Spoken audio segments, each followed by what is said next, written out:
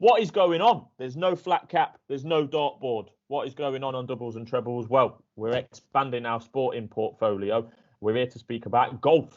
The Pieman has got everything covered when it comes to golf. He's got a very good record punting on, or betting on golf this year. He won't be in a rush to admit that, but I know for a fact he has had a good year on the golf betting. And he also gets paid to write about golf. So why not deliver that knowledge to our Doubles and Trebles followers? So we'll be running through the PGA Tour action for the coming week and hopefully future weeks as well. Pieman will be picking out a few value selections, and hope we can dig out a few winners along the way. Pieman, just tell us a little bit about your golfing pedigree, please.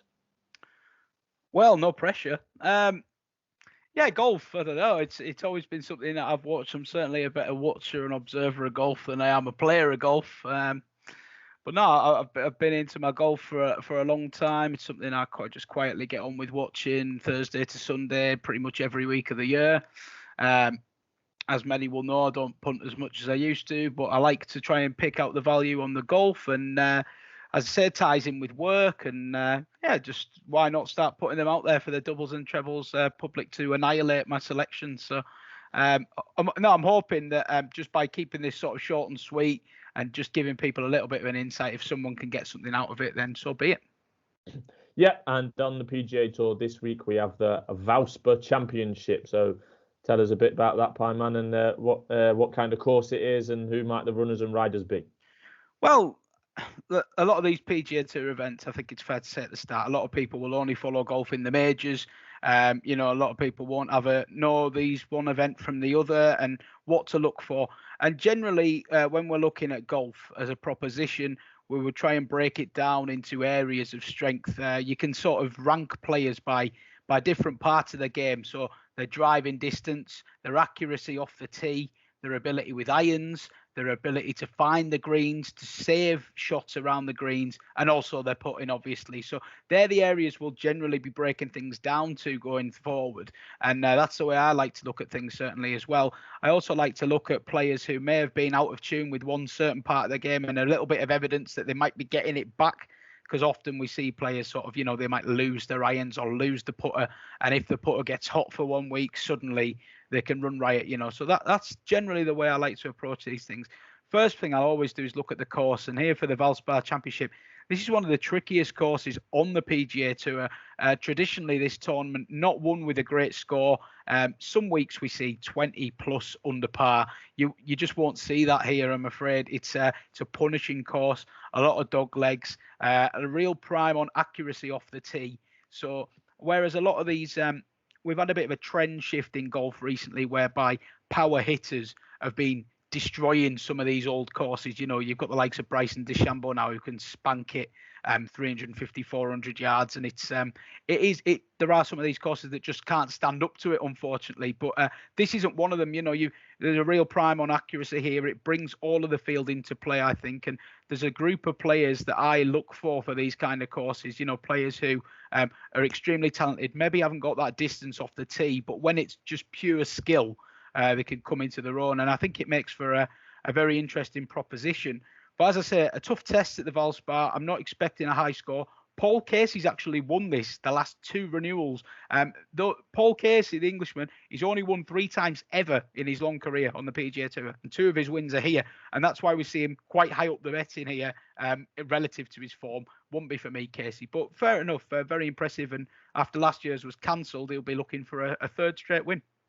Yeah, excellent. So it looks a tough assignment, as you say, Pieman, with your description of the course. We'll have a quick run through the top of the betting market. There's some famous names at the top of the market that many of our followers will be aware of. The likes of Justin Thomas there at 9-1 favourite, followed by Dustin Johnson 11, Patrick Reed 20, Victor Hovland's 22, Corey Connors is 22, Paul Casey, as you mentioned, going for the hat-trick is also 22, Tyrrell Hatton 28, Sungjae Im 30, Louis Oosthuizen 33, Abraham Ancer 33, Scotty Scheffler 33 also, Jason Kokrak 33, there's plenty at 33, Pieman, Jacqueline Neiman 35, Russell Henley is 35, Justin Rose is 45, and it's 50 to 1 bar.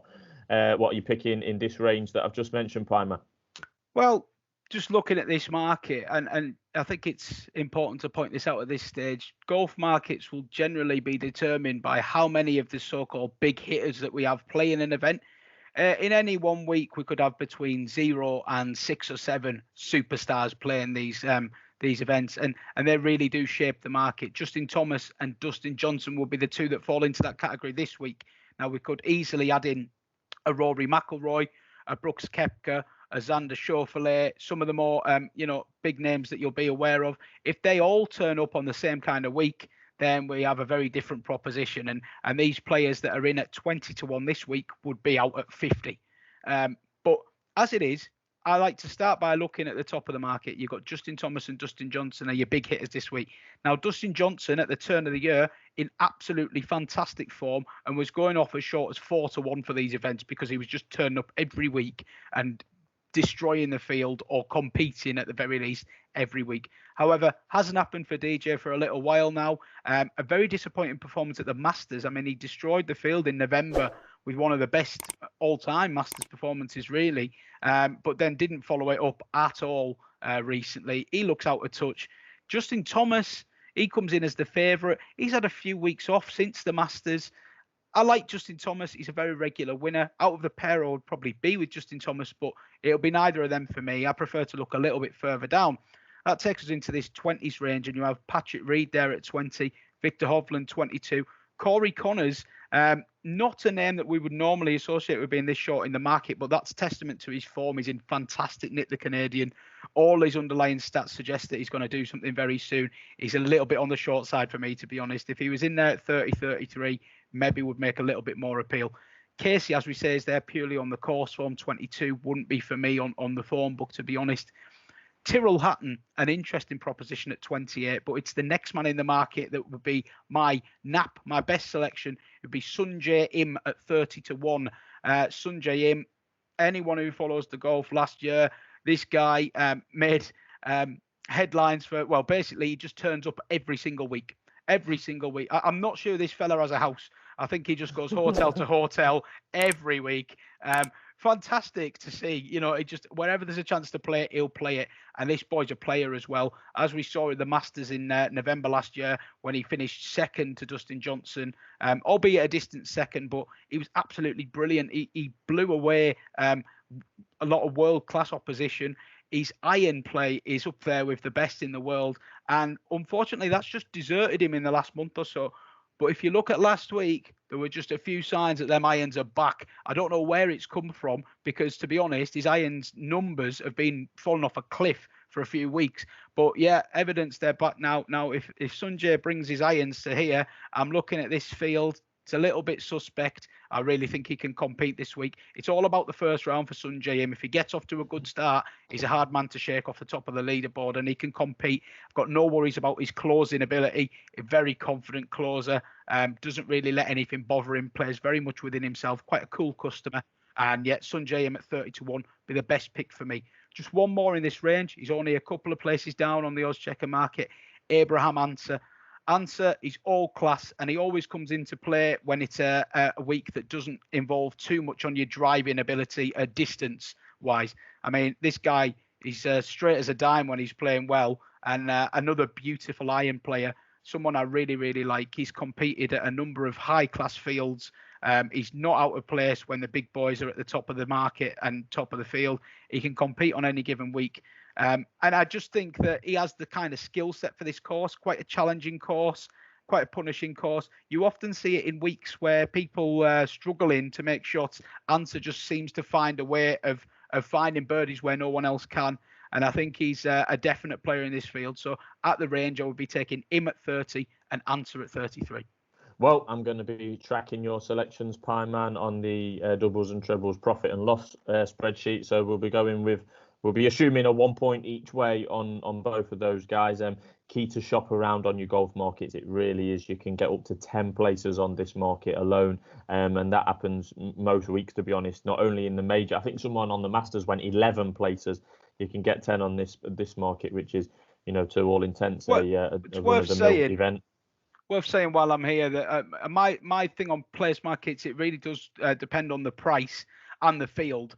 Both of these guys, I can see in front of me, Betfair have got 8 places, a 5th. That would do for me. 30 and 33, then you're still turning a nice profit if they finish inside the top 8. For people a little bit more adventurous, you will get slightly juicier prices sometimes, but it might only be 5 places. Trust me, from experience, that 6th, 7th, and 8th place can really help your margins over the course of a year. So always, pick your, I would say, pick your approach and stick to it. That's the key. Pieman, you just was mentioning about sometimes, this week there's 3 big boys turning up. Sometimes you can get none, sometimes you can get more. How many of these regular PGA events would take place a year? And secondary to that, how many would Rory McIlroy play, for example? Well, it's quite a crammed schedule, to be honest. I mean, there's pretty much, the off season happens around Christmas and the turn of the year. And it was a particularly quick turnaround this year because of the coronavirus. It just compacted the schedule even more. We would normally have some downtime in the British winter time and around there. Pretty much flat out, you're going to get a tournament every week of some kind of offering on the PGA circuit.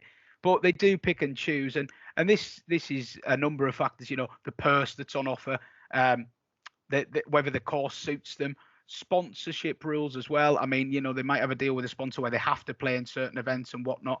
The likes of Rory McIlroy, it can be extenuating circumstances as well. I mean, you take McIlroy, for example, he's recently hired a new swing coach and he's been bang out of form and he's trying to refine his swing. So I don't expect to see Rory on the course for a couple of weeks, to be honest. And it does really vary player to player. As I say, Dustin Johnson, Justin Thomas, we haven't seen them since the Masters. So they've had themselves a couple of weeks off and they've obviously both eyed this up as a chance to compete, a course that they both fancy. And a lot of it is just a case of checking the early field on a Sunday, and even then between the Sunday and the Thursday you do get people dropping out, so one to be aware of. And a little bit like an anti-post market with horse racing, if Justin Thomas and Dustin Johnson weren't to turn up on Thursday, you'd still get your fancy price. So I mean, so they have to kind of declare their interest to play or their intention to play like a week in advance, and we can assume that 52 weeks a year, there might be 46, 47 tournaments, and someone like Justin Thomas might turn up at 15 of them. Is something along that line? Not that far off. I would expect to see him at slightly more than that, but yeah, I mean, half or just over half for most. As I say, Sungjae Im is a perennial. He'll turn up every week pretty much. I mean, he had a week off about a month ago, and I was wondering for his health, to be honest. I was genuinely concerned for the lad, but yeah, most of these guys, they pick the schedule. They try, what it's like with sports scientists and stuff now. They're trying to factor in rest and recovery and all sorts to get the maximum. So yeah, all kinds of factors involved. Right, so we've got your 2 main selections for the Valspar Championship, Pieman. Sungjae Im 30-1, Abraham Ancer 33-1. That's the 2 at the near the top of the market. Is there a bigger price that's caught your eye that you might put half a point each way on? Yeah, I always like a bomb or 2. I like to think I can land a couple of these for place money a year at least. I've had a couple of 3-figure winners of years gone by. It's been a little while since a 3-figure winner, I must say, but I still think it's worth looking because a lot of these guys at the bottom of the market, they have won before, they have 1 or 2 wins. You have a mixture of these guys at the bottom of the market. They're either people that have won once or twice and done nothing for a significant amount of time, or they're youngsters who are still awaiting that first win. We had one pop a few weeks ago in the form of Max Homer, someone who I think might have a good week here again, and I think he's a decent price. He definitely came into calculations here. I think he's around the 70 mark. But Max Homer got his first win recently, and it felt like every man and his dog was on him because he was like the worst kept secret in these golf markets, and it was actually getting to the point where he was getting overbet to me. And I just, it wasn't for me. But there is a guy here who I like, and a few people will know I like him, Doug Ghim, 125-1. Young, very successful amateur player, American. Did extremely well recently at one of the majors and came onto everyone's radar where he was actually leading after 3 rounds before fading away, found the water twice on the same hole on the Sunday, and that paid to his chances. But a fantastic player. I really do think it's a matter of when he wins something. Winning this one's a bit of a stretch, but I think he can. I think he's a definite place chance. He's 125-1 with 5 places, but I'd be looking more at the 108 places because every place really does count with with an outsider. So happy to put him up at 100 to 1, 8 places, Doug Ghim. Yeah, excellent. So they'll be in the description with the selections in the description, and we'll be seeing how Pieman gets on this weekend in the golf. And if you have any picks or opinions on golf, please do let us know, and we'll be back with some more golfing content pretty soon here at Doubles and Trebles. Thank you. Cheers.